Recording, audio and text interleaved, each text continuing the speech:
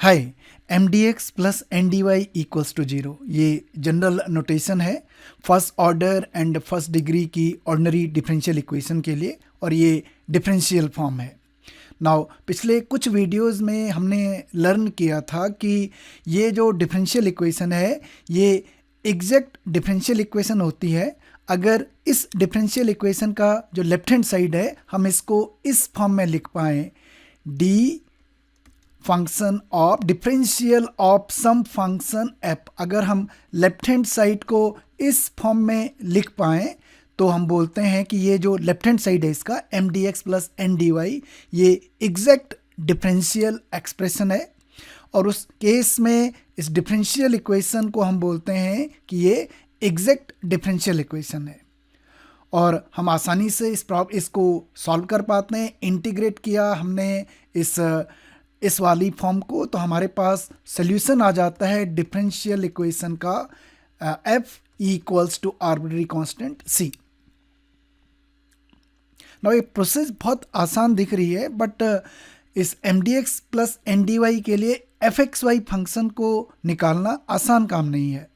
कई बार equation exact होती है पर हमारी एफ एक्स वाई को सर्च नहीं कर पाते हैं, मतलब हमारे एंड पे मिस्टेक हो जाती है और हम डिक्लेयर कर देते हैं कि ये जो डिफरेंशियल इक्वेशन है एग्जैक्ट नहीं है।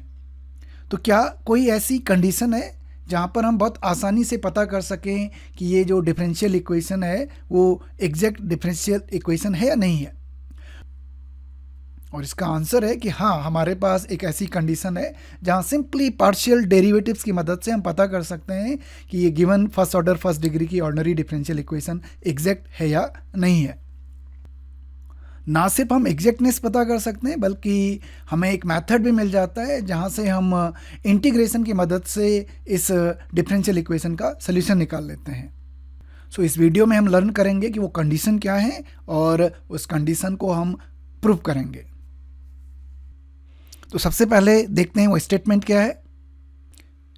M D X plus N D Y equals to zero is an exact differential equation if and only if partial derivative of m with respect to y, m is a function of xy, is equals to partial derivative of n with respect to x। now एक theorem है जिसको हम prove करने जा रहे हैं। Mathematics में theorem एक ऐसा स्टेटमेंट होता है जिसकी वैलिडिटी हम ऑलरेडी इस्टेब्लिश कर चुके होते हैं। नाउ ये जो सिंबल है ये सिंबल है मैथ्स में, लॉजिक में, जहाँ से प्रूफ के मेथड्स आते हैं। इसको हम बोलते हैं इफ एंड ओनली इफ। ये बाई कंडीशनल स्टेटमेंट होता है, और ये बाई कंडीशनल स्टेटमेंट दो स्टेटमेंट से बना होता है। एक है P implies Q, या हम इसको ऐसे भी पढ़ते हैं if P then Q। इसका मतलब होता है कि जो P स्टेटमेंट है वो एक प्रीमिस है, यानी इसको हम ट्रू लेके चलते हैं और हम इस्टेब्लिश करते हैं किसको, Q स्टेटमेंट को।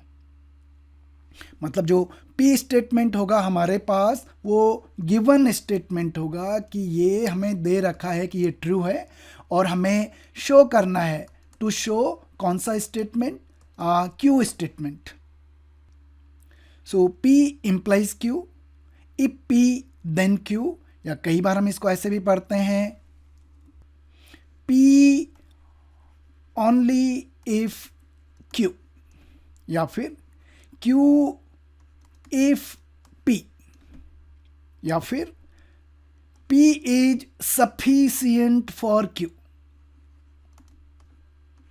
P condition is sufficient for Q। Alternatively, Q statement is necessary for P। ये जो सारे स्टेटमेंट्स हैं ये इक्विवेलेंट स्टेटमेंट हैं किसके लिए, इफ P then Q के लिए। इसका मतलब P गिवन स्टेटमेंट ट्रू है और हमें इस्टेब्लिश करना है कि Q स्टेटमेंट क्या है, ट्रू है। या हमारे पास कंडीशन दे रखी है इफ़ एंड ओनली इफ़। इसका मतलब है कि हमारे पास ये वाला स्टेटमेंट भी हमें इस्टेब्लिश करना है, Q इम्प्लाइज P। इस स्टेटमेंट को हम बोलते हैं, ये कन्वर्स स्टेटमेंट है किसका, P इम्प्लाइज Q का। और कन्वर्स स्टेटमेंट का मतलब है कि हम ये लेके चलेंगे कि जो Q स्टेटमेंट है वो ट्रू स्टेटमेंट है, गिवन स्टेटमेंट है, और हमें शो करना है कि P अगर Q ट्रू है तो P भी क्या होगा, ट्रू होगा। मैथ्स में जो गिवन जो ट्रू हम लेके चलते हैं उसको प्रीमिस बोलते हैं, और जो हमें शो करना है कि ये भी ट्रू है उसको हम कंक्लूजन बोलते हैं। इस पूरे थ्योरम को हम दो पार्ट में प्रूव करने वाले हैं।